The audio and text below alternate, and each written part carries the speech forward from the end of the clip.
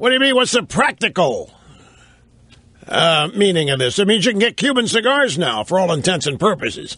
I mean, in limited quantities, but you can go to Cuba and bring back cigars now. You can go. Well, if you get a license, you can go to Cuba if you get a license. So Obama, even as we speak, when was the last time he was on time for an appearance? When is the first time he was on time for today? Right when this program starts. If Obama were acting normally, he'd still be waiting to show up at 12:30 or so.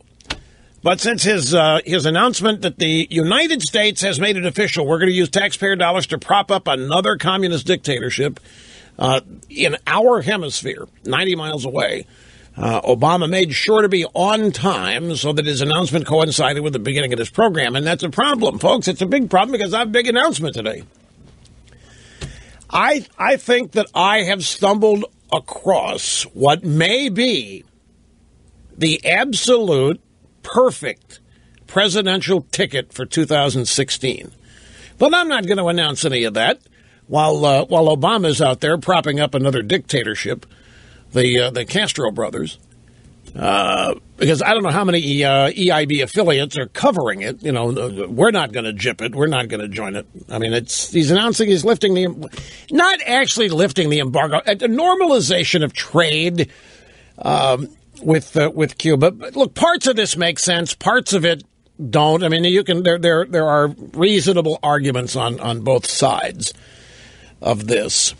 In normalizing relations with Cuba. But one of the things that's inescapable that's going to happen here is that the Cuban government's going to remain a communist government under the tight fisted control of the Castro brothers and whoever is in power in that regime, and we're going to be propping it up. We are going to be essentially providing financial aid.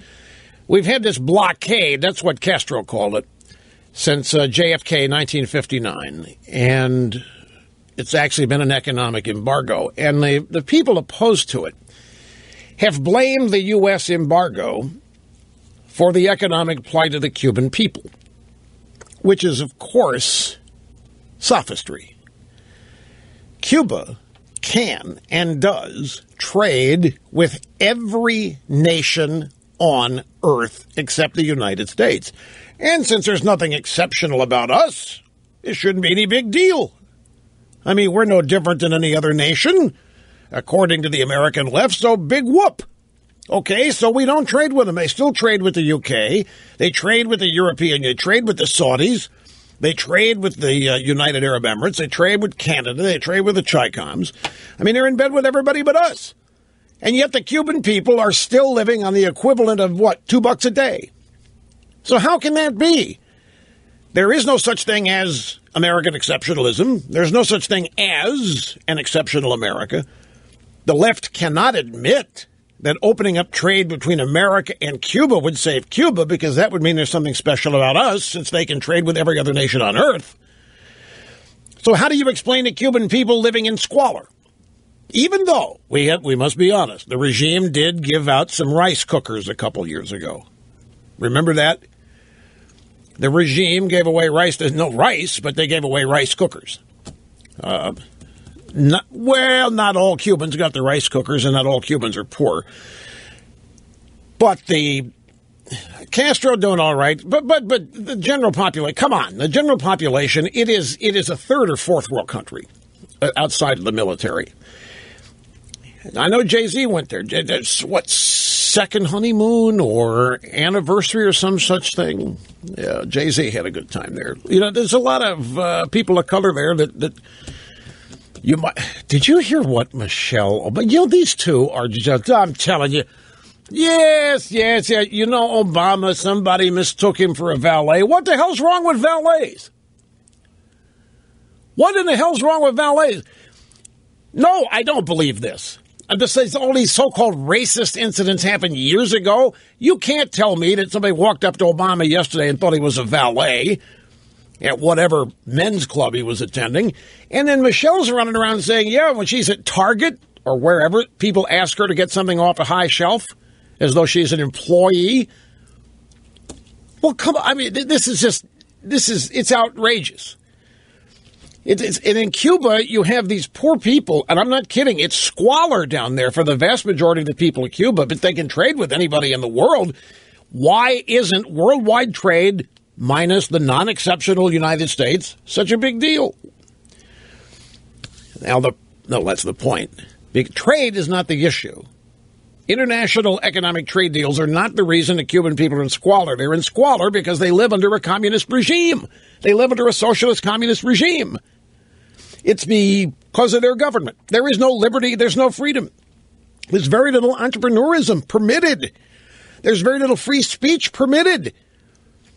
And yet the left in this country wants to run around, and Obama falls into this not trap, I mean, he uses it, that somehow the lack of economic trade with the U.S. explains the plight of the Cuban people. That's something Castro says.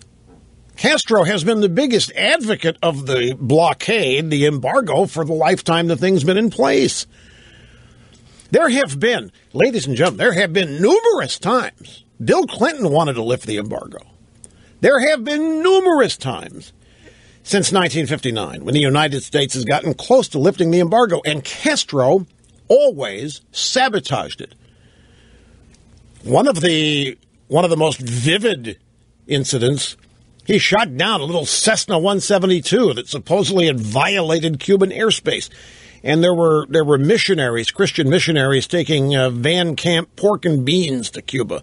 And Castro shot him down thinking it was a military spy plane, the U.S. And, of course, that scuttled any further discussion of lifting the embargo. Now, I know some of you youngsters say, why would Castro want to further the... Because it gave him the excuse. He could blame the U.S. for the plight of his people. He could keep his people focused not on him as the problem and not on their government as the problem, but as the evil United States as the problem and their blockade.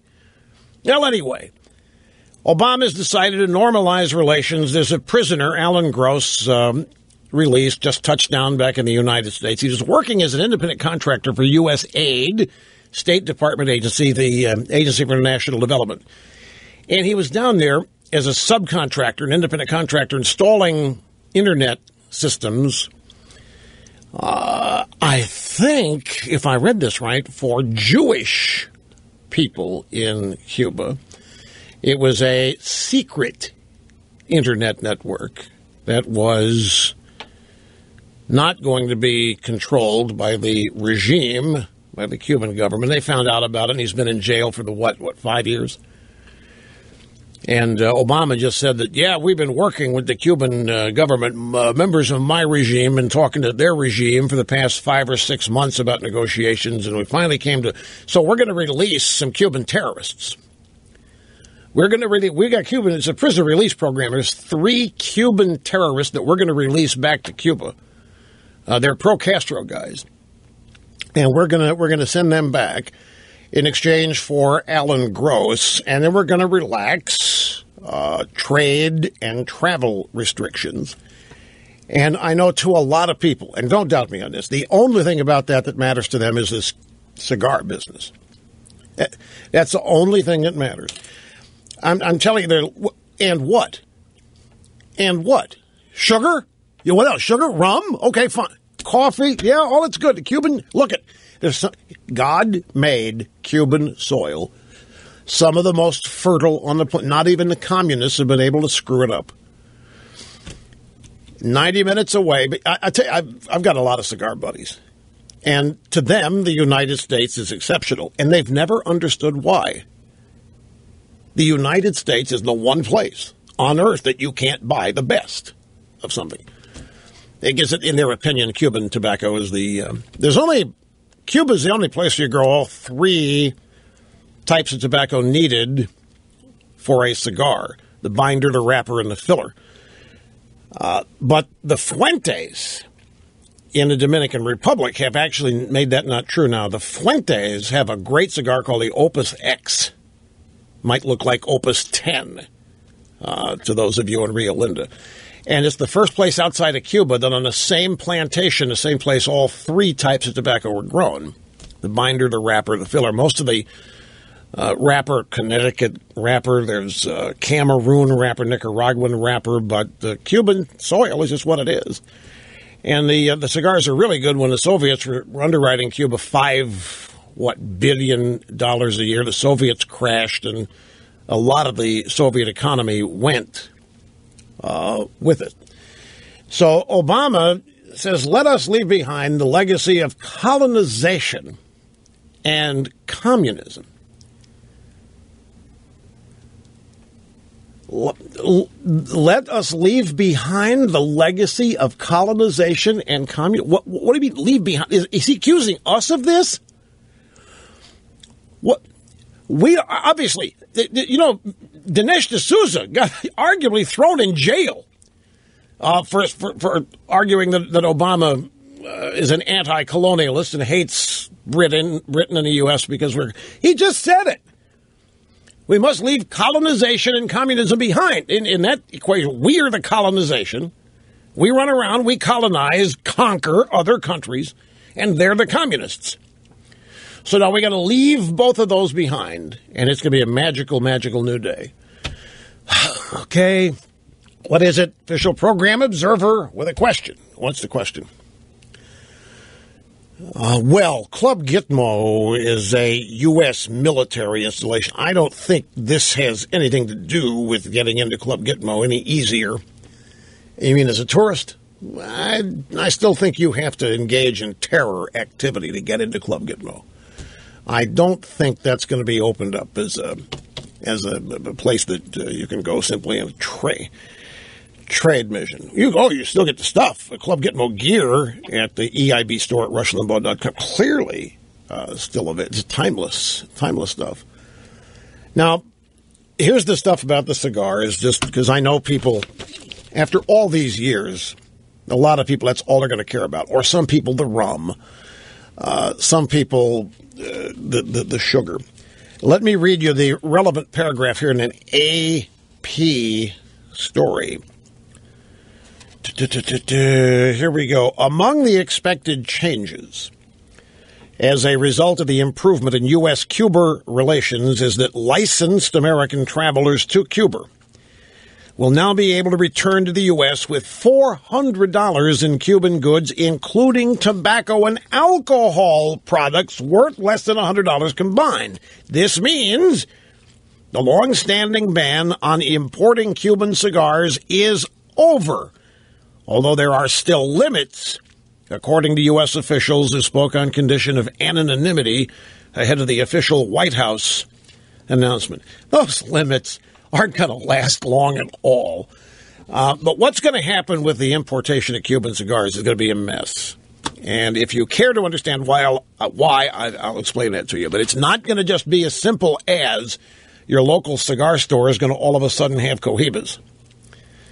Because you've had a lot of American companies and Dominican companies who have spent millions of dollars developing brands, and they're not just going to sit idly by while products under the same trademark are brought in and sold in competition. My guess is that the domestic cigar manufacturers are going to go to the State Department and they're going to make all this understandable. They'll go to the State Department and they'll say, hey, look, we want first dibs on Cuban tobacco, and we want raw tobacco, and we want to blend it with our stuff.